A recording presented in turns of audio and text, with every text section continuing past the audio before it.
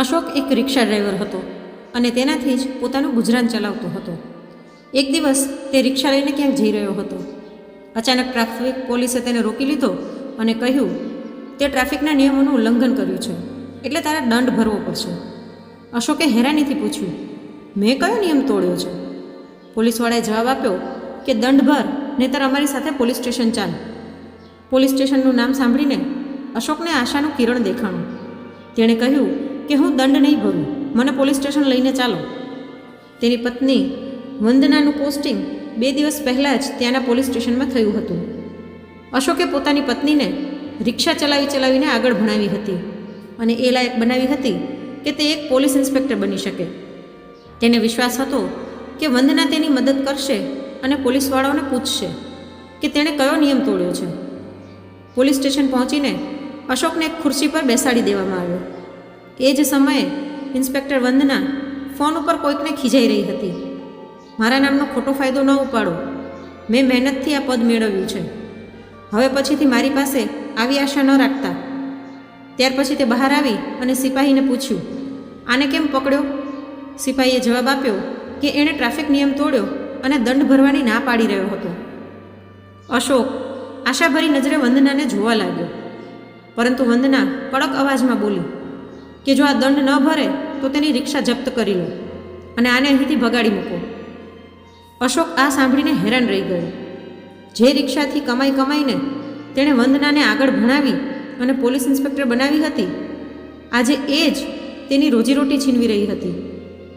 વંદનાએ હવાલદારને કહ્યું, આને અહીંથી નીકાળો અને રિક્ષાને જપ્ત કરી લો.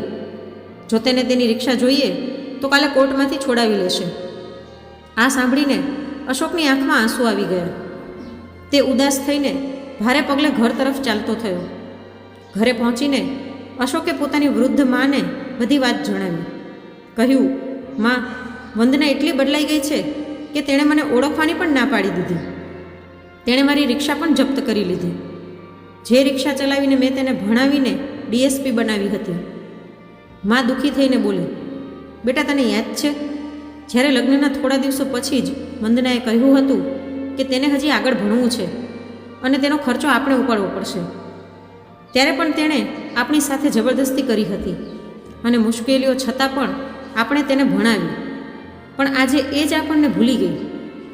અશોકનો 6 વર્ષનો દીકરો ખુશ પોતાની દાદી સાથે વધારે સમય વિતાવતો હતો, કેમ કે તેની મમ્મી હંમેશા કામમાં વ્યસ્ત રહેતી હતી. તે પોતાની મમ્મીથી દૂર રહેતો હતો અને લગભગ રોજ પોતાની દાદી પાસે જ રમતો અને રાત્રે પણ તેની સાથે જ સૂતો હતો. વંદનાને એક સરકારી ક્વાર્ટર મળ્યું હતું, એટલે તે ત્યાં જ વધારે રહેતી અને ઘરે ઓછી જ આવતી હતી. બીજા દિવસે વંદના રાહ જોઈ રહી હતી કે અશોક આવશે અને રિક્ષા છોડાવવા માટે કોર્ટના કાગળ લઈને આવશે, પરંતુ અશોક આવ્યો નહીં. એટલે વંદના ગુસ્સામાં સીધી પોતાના પતિના ઘરે પહોંચી ગઈ. ત્યાં જઈને તેણે જોયું કે અશોક પોતાની વૃદ્ધ માના માથામાં તેલ લગાડી રહ્યો હતો અને તેનો નાનો દીકરો ખુશ બાજુમાં રમી રહ્યો હતો. બેમાંથી કોઈનું પણ બાળક તરફ ધ્યાન હતું નહીં, પણ બાળક આનંદમાં હતો અને ખુશીથી રમી રહ્યો હતો. વંદનાએ ગુસ્સામાં કહ્યું, તું અહીં આરામથી બેઠો છે અને રિક્ષા છોડાવવા પણ આવ્યો નહીં? અશોક કંઈ બોલ્યો નહીં, બસ ચૂપચાપ બેઠો રહ્યો. તેની આંખોમાં એક અજીબ ઉદાસી હતી, જાણે તેણે બધું જ ખોઈ નાખ્યું હોય. વંદના પોતાના પતિ અને સાસુ ઉપર ગુસ્સો કરવા લાગી અને બોલી, તમને લોકોને એક બાળક સાચવતા પણ નથી આવડતું? શું આવી રીતે નાના છોકરાઓને સચવાય? જો આને કંઈક થઈ જાત તો કોણ જવાબદાર હોત? અશોકે વંદના તરફ જોયું અને શાંત સ્વરમાં કહ્યું, આ તો શું કહી રહી છે? છોકરા સાચવતા નથી આવડતું? આને જન્મથી લઈને અત્યાર સુધી મારી માએ જ સાચવ્યો છે. તેમને સારી રીતે ખબર છે કે નાના બાળકની દેખભાળ કઈ રીતે કરાય. તું આ વિશે કંઈ ન બોલે તો જ સારું થશે. અશોકની વાત સાંભળીને વંદના ગુસ્સાથી ભડકી ગઈ અને બોલી, તું રિક્ષા લેવા માટે કેમ આવ્યો નહીં? મેં બધી જ વ્યવસ્થા કરી રાખી હતી, છતાં પણ તું સમયસર પહોંચ્યો નહીં. અશોકે એક ઊંડો શ્વાસ લીધો અને શાંતિથી કહ્યું, જો તને આટલી જ ચિંતા હતી તો ગઈકાલે પોલીસ સ્ટેશનમાં જ કહી દેવું હતું કે મારી રિક્ષા જપ્ત કરવામાં ન આવે. તું તો મોટી અધિકારી છે, હકીકત જાણી શકતી હતી, પરંતુ કદાચ તને એવું લાગ્યું કે હું તારી આ પોઝિશનનો ફાયદો ઉપાડવા માગું છું, જ્યારે મેં કોઈ ભૂલ કરી જ નહોતી. વંદના ગુસ્સામાં રાડ પાડીને બોલવા લાગી, તમે અભણ લોકો શું જાણો કે ડ્યુટી કઈ રીતે કરવામાં આવે છે? તમે લોકો બાળકને પણ સારી રીતે સાચવી નથી શકતા. આટલું કહીને તેણે પોતાના દીકરાનો હાથ પકડ્યો અને તેને રૂમમાં લઈ ગયો. ત્યાં તેણે પોતાના દીકરાનો બધો સામાન અને કપડાં પેક કર્યા અને ગુસ્સામાં બોલી, મારે તારા જેવા અભણ માણસ સાથે નથી રહેવું. હું ક્યાં સુધી તમારા લોકોની બકવાસ સાંભળતી રહીશ? અશોકે શાંત સ્વરમાં કહ્યું, જો તને એવું યોગ્ય લાગે છે તો એમ જ કર. પરંતુ તેમનો 6 વર્ષનો દીકરો ખુશ રડવા લાગ્યો અને દાદી સામે ઈશારો કરીને બોલ્યો, મારે મમ્મી સાથે નથી જવું, હું પપ્પા અને દાદીની સાથે જ રહીશ. નાના દીકરાની વાત સાંભળીને પણ વંદના રોકાઈ નહીં. તેણે દીકરાનો હાથ ખેંચ્યો અને જબરદસ્તી તેને સરકારી ક્વાર્ટરમાં લઈ ગઈ. જ્યારે આ વાત વંદનાના માતા પિતાને ખબર પડી તો એ બંને વંદનાને ખૂબ જ ખીજાણા. પરંતુ વંદના પોતાની વર્દીના ઘમંડમાં હતી અને બોલી, મારે કોઈનાથી કંઈ લેવા દેવા નથી. તેની આ વાત સાંભળીને તેના માતા પિતા પણ ખૂબ જ દુઃખી થયા અને વંદના સાથે વાત કરવાનું બંધ કરી દીધું. વંદનાનો ભાઈ પણ તેને સમજાવવાની કોશિશ કરતો, પણ તે એને પણ ખરી ખોટી સંભળાવી દેતી. ધીરે ધીરે વંદના બધાથી દૂર થતી ગઈ. વંદનાએ પોતાના દીકરાની સાર સંભાળ માટે એક નોકરાણી રાખી લીધી હતી. એક દિવસ બપોરે તે નોકરાણી ખુશને પોતાની સાથે બજાર લઈને ગઈ. એ જ સમયે અશોકની મા સવિતાબેન પણ કંઈક ખરીદારી કરવા માટે ત્યાં આવ્યા હતા. ખુશે જેવા પોતાના દાદીને જોયા તો તે દોડીને તેમની પાસે જતો રહ્યો અને તેમને વળગી પડ્યો. તેની નાનકડી આંખોમાં આંસુ હતા. તેણે રડતા રડતા કહ્યું, દાદી, મારે તમારી સાથે રહેવું છે, મારે મમ્મી પાસે નથી જવું. મમ્મી તો એક ગંદા અંકલની સાથે રહે છે અને તે બંને મને મારે પણ છે. આ સાંભળીને દાદી ગભરાઈ ગયા અને બોલ્યા, બેટા, આ તું શું કહી રહ્યો છે? મમ્મી કયા ગંદા અંકલની સાથે રહે છે? ખુશે જવાબ આપ્યો, મમ્મીના ઘરે રોજ એક ગંદા અંકલ આવે છે.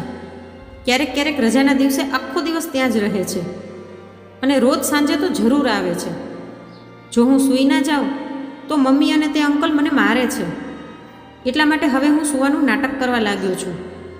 જ્યારે તે બંને જણા સાથે હોય છે તો કલાકો સુધી વાતો કરે છે અને જોર જોરથી હસતા પણ રહે છે.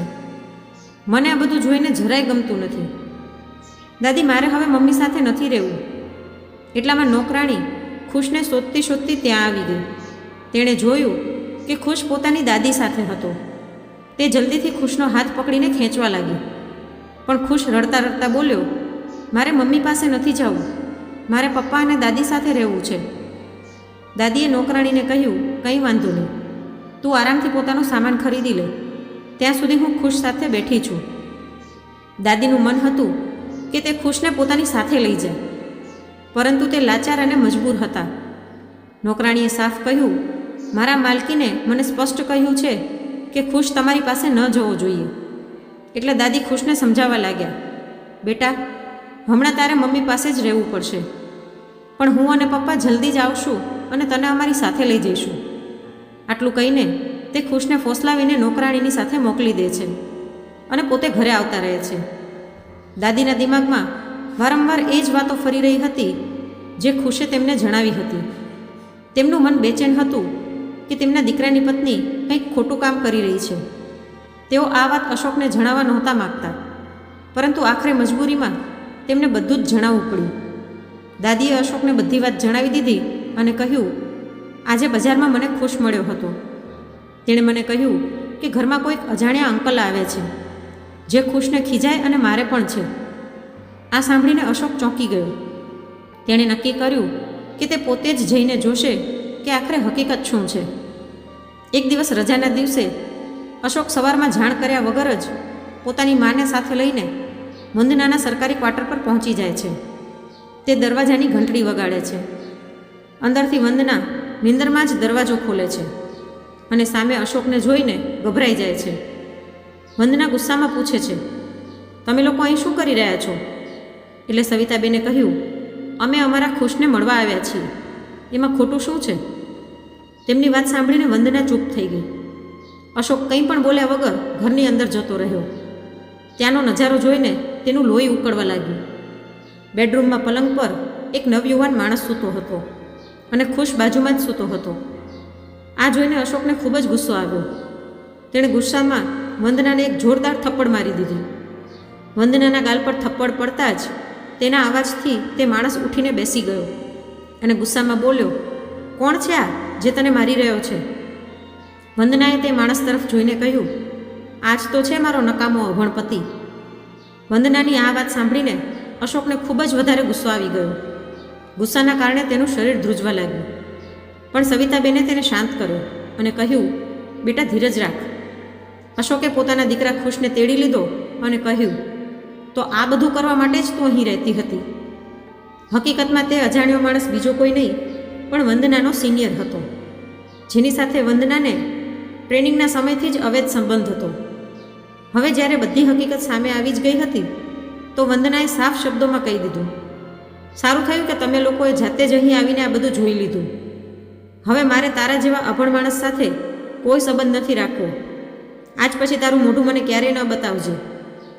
અશોક પોતાના દીકરાને લઈને ત્યાંથી જવા લાગ્યો અને સવિતાબેન પણ ચૂપચાપ ત્યાંથી નીકળવા લાગ્યા. ત્યારે વંદનાએ અશોકને રોકીને કહ્યું, જતાં જતાં આ પણ કરી નાખ. મેં પહેલાંથી જ છૂટાછેડાના કાગળ તૈયાર કરાવીને રાખ્યા છે. આના ઉપર સાઇન કરીને જા.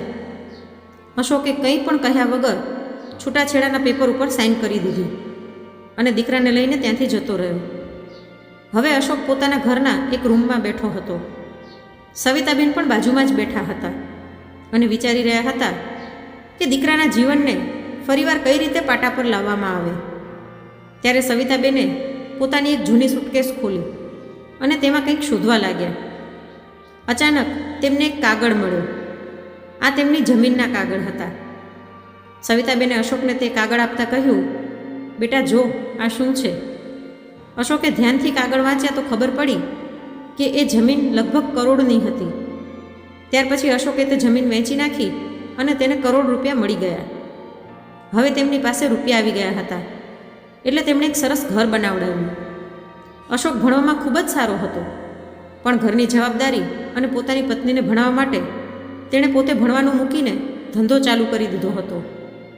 પણ હવે તેણે નક્કી કર્યું કે તે પોતાનું આગળનું ભણવાનું પૂરું કરશે અને સારા પરિણામ પ્રાપ્ત કરશે. ત્યાર પછી અશોકે ભણવાનું ચાલુ કરી નાખ્યું અને પોતાના ભવિષ્યને નવી દિશા આપવાનું નક્કી કરી લીધું. સવિતાબેન પણ ઘરમાં અથાણા અને પાપડ બનાવવાનો નાનકડો ગૃહ ઉદ્યોગ ચાલુ કરી દે છે. વંદનાની જે નોકરાણી હતી તે પણ સવિતાબેનની મદદ કરવા માટે આવી જાય છે. ધીરે ધીરે બધા મળીને મહેનત કરે છે અને તેમનો આ ગૃહ ઉદ્યોગ સારો ચાલવા લાગે છે. તેમની પાસે હજી વધારે રૂપિયા આવવા લાગે છે અને હવે અશોકને રૂપિયાની કોઈ કમી નથી રહેતી, એટલે તે પોતાના ભણતર પર ધ્યાન આપે છે. થોડા સમય પછી, લગભગ 2 વર્ષ પછી, અશોકનું એસપીના પદ ઉપર ચયન થઈ જાય છે. એસપી બન્યા પછી અશોકનું નામ મીડિયામાં છવાઈ જાય છે. લોકો તેને રિક્ષાવાળા એસપી સાહેબ કહીને બોલાવવા લાગ્યા. તેના વિશે ઇન્ટરવ્યૂ લેવા માટે થઈને ઘણા લોકો તેના ઘરે આવવા લાગ્યા. અશોક ડ્યુટી કરવા માટે થઈને એ જ એરિયામાં પોસ્ટિંગ કરાવડાવે છે જ્યાં તેની પત્ની વંદનાનું પોસ્ટિંગ હતું. પરંતુ વંદના પોતાના સિનિયર અધિકારી સાથે અવૈધ સંબંધમાં હતી. એ અધિકારીએ વંદનાનો એક વિડીયો બનાવી લીધો હતો જેમાં તે લાંચ લઈ રહી હતી. તે વારંવાર વંદનાને તે વિડીયો દેખાડીને ધમકાવતો અને તેને હેરાન કરતો. વંદનાને હવે પોતાની ભૂલ સમજાઈ ગઈ હતી, પરંતુ તે કંઈ કરી નહોતી શકતી કેમ કે તેણે અશોક સાથે છૂટાછેડા લઈ લીધા હતા. સમય વીતવાની સાથે વંદનાની હાલત હજી વધારે ખરાબ થઈ જાય છે. તે જાણતી હતી કે તેનો પ્રેમી પહેલાંથી જ વિવાહિત હતો અને તેને 2 બાળકો પણ હતા. એક દિવસ તેણે તે વ્યક્તિને આ સવાલ કર્યો તો તેણે વંદનાને ધમકી આપી, જો તું મને કંઈ પણ કહીશ તો હું તારો વિડીયો બધાને દેખાડી દઈશ અને તારી નોકરી પણ જતી રહેશે. આ ડરથી વંદના ચૂપચાપ પોતાની જિંદગી જીવવા લાગી. તેણે ખાવા પીવાનું મૂકી દીધું, સારા કપડાં પહેરવાનું પણ બંધ કરી દીધું અને તે માણસે તેને ફોન રાખવાની પણ ના પાડી દીધી હતી. એક દિવસ જ્યારે એસપી સાહેબના સ્વાગત માટે પાર્ટી રાખવામાં આવી, તે પાર્ટીમાં વંદનાને પણ હાજર રહેવાનું હતું. એ જ્યારે પાર્ટીમાં હાજર થઈ તો તેને સ્ટેજ ઉપર બોલાવવામાં આવી અને 2 શબ્દ બોલવા માટે કહેવામાં આવ્યું. જેવી જ તે સ્ટેજ ઉપર ચડી તેને ચક્કર આવી ગયા અને તે બેભાન થઈને પડી ગઈ. વંદનાને હોસ્પિટલ લઈ જવામાં આવી. અશોક, જે હવે એસપી હતો, તેણે જોયું કે એ વંદના, જે પહેલાં ખૂબ જ ઘમંડમાં રહેતી હતી, તે અત્યારે કમજોર થઈ ગઈ હતી. તે હવે સરખી રીતે ખાઈ પણ નહોતી શકતી. હોસ્પિટલમાં ડૉક્ટરે કહ્યું કે વંદનાની હાલત કમજોરીના કારણે ખરાબ થઈ છે. અશોકને આ સાંભળીને ખૂબ જ હેરાની થઈ. તે વિચારવા લાગ્યો કે એક ઇન્સ્પેક્ટરને આવી કમજોરી કઈ રીતે થઈ શકે. થોડા દિવસો પછી વંદના વિચારવા લાગી કે તે અશોકને મળશે અને બધી જ હકીકત જણાવી દેશે. ત્યારે એક દિવસ જ્યારે વંદના માર્કેટમાં જઈ રહી હતી, તેને તેના સાસુ મળી ગયા. તે અચાનક તેની સાસુના સામે આવીને ઊભી રહી ગઈ અને કહ્યું, માજી, તમે કેમ છો? સવિતાબેને ચશ્મા નહોતા પહેર્યા એટલે તેને ઓળખી ના શક્યા. તેમણે કહ્યું, તું કોણ છે અને મને માજી કેમ કહી રહી છે? ત્યારે વંદનાએ કહ્યું, હું વંદના છું, તમે મને ઓળખી નથી શકતા? વંદનાના સાસુ તેનો ચહેરો ઓળખી ન શક્યા, કેમ કે તેની હાલત પહેલાં કરતાં ઘણી બદલાઈ ગઈ હતી. સાસુએ કહ્યું, તે મારા દીકરાને ઠોકર મારી દીધી, મારે તારી કોઈ જરૂરત નથી. હવે અશોકની મમ્મીનો ગૃહ ઉદ્યોગ ખૂબ જ સારો ચાલી રહ્યો હતો અને તેઓ બજારમાં સામાન ખરીદવા માટે આવ્યા હતા. તેઓ વંદનાને ઓળખીને પણ નકારી દે છે અને કહે છે કે મારે તારી સાથે કોઈ વાત નથી કરવી. વંદના કરગરીને કહે છે, મને માફ કરી દો, મારાથી ખૂબ જ મોટી ભૂલ થઈ ગઈ હતી. તમે અશોકને કહો કે મને માફ કરી દે અને મને અપનાવી લે. ત્યાર પછી સવિતાબેન કહે છે, બેટા, તે જે કર્યું છે એનું ફળ તો તારે ભોગવવું જ પડશે. એવું કહીને તેઓ વંદનાથી દૂર જઈને પોતાના કામે લાગી જાય છે. થોડા દિવસો પછી વંદના ખૂબ જ દુઃખી થઈ જાય છે. તે દિવસે તે એ માણસ પાસે જાય છે જેનાથી તે ફસાયેલી હતી અને કહે છે, ભલે તું આ વિડીયોને વાયરલ કરી નાખ કે મને મારી નાખ, પણ હવે હું તારી પાસે નહીં રહી શકું. એટલું કહીને તે ત્યાંથી ભાગીને અશોકના ઘરે આવી જાય છે અને દરવાજો ખખડાવે છે. જ્યારે અશોક દરવાજો ખોલે છે તો તે જુએ છે કે વંદના ખૂબ જ ખરાબ હાલતમાં ઊભી છે. તે પૂછે છે, કોણ છો, શું જોઈએ? વંદના કહે છે, અશોક, હું તારી પત્ની છું અને આ મારો દીકરો છે જે તારી પાસે છે. અશોક કહે છે કે મેં પહેલાં જ તને છૂટાછેડા આપી દીધા છે અને હા, ખુશ હવે મારી પાસે જ રહેશે અને હવે મારે તારાથી કોઈ મતલબ નથી. જો આજ પછી તું અહીં આવીશ તો હું તારી સાથે ખરાબ વર્તન કરીશ. આટલું કહીને અશોક દરવાજો બંધ કરી નાખે છે. વંદનાની આંખોમાંથી આંસુ વહી રહ્યા હતા અને તે જોર જોરથી રડવા લાગી. સવિતાબેન આ બધું સાંભળી રહ્યા હતા, પણ તેઓ કંઈ બોલ્યા નહીં, કેમ કે તેમને આ બધું પહેલાંથી જ ખબર હતી કે વંદનાએ અશોક સાથે ખૂબ જ ખોટું કર્યું હતું. વંદના ત્યાંથી બહાર જવા લાગે છે ત્યારે એને ખબર પડે છે કે તે માણસે જે વિડીયો બનાવ્યો હતો તે વાયરલ થઈ ગયો છે. એ કારણથી તેની નોકરી પણ જતી રહી.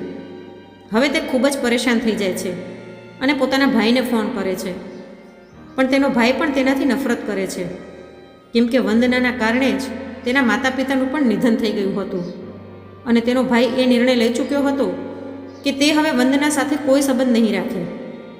હવે તેનો ભાઈ પણ તેની મદદ નથી કરતો. એ માણસ જેની સાથે વંદનાને અનૈતિક સંબંધ હતા, તે વંદનાની સાથે જ્યાં સુધી ઈચ્છા હતી ત્યાં સુધી ખેલ ખેલતો રહ્યો અને પછી વિડીયોને વાયરલ પણ કરી નાખ્યો હતો. હવે વંદનાની નોકરી પણ જતી રહી હતી. હવે તે પાગલની જેમ જ્યાં ત્યાં ભટકવા લાગી. થોડા દિવસો પછી તેની તબિયત એટલી ખરાબ થઈ જાય છે કે તેનું મૃત્યુ થઈ જાય છે. મિત્રો, આ વાર્તા આપણને શીખડાવે છે કે ખોટા સંબંધો અને ખોટા નિર્ણય વ્યક્તિની જિંદગીને બરબાદ કરી શકે છે. જો કવિતાએ અવૈધ સંબંધ ન રાખ્યો હોત તો તેનું જીવન અલગ જ હોત. તમે શું વિચારો છો વંદના અને અશોક વિશે? તમારું મંતવ્ય કોમેન્ટ બોક્સમાં જરૂરથી જણાવજો અને બીજા સાથે પણ જરૂર શેર કરજો. આ વાર્તાઓનો ઉદ્દેશ્ય ફક્ત બધાને શીખ આપવાનો છે, જેથી આપણે આપણા જીવનમાં સાચો નિર્ણય લઈ શકીએ. તો મિત્રો, આજની વાર્તા કેવી લાગી અને તમે કયા શહેરમાંથી જોઈ રહ્યા છો તે કોમેન્ટ કરીને જરૂરથી જણાવજો અને આવી જ અવનવી વાર્તા સાંભળવા માટે ચેનલને સબસ્ક્રાઈબ જરૂરથી કરજો.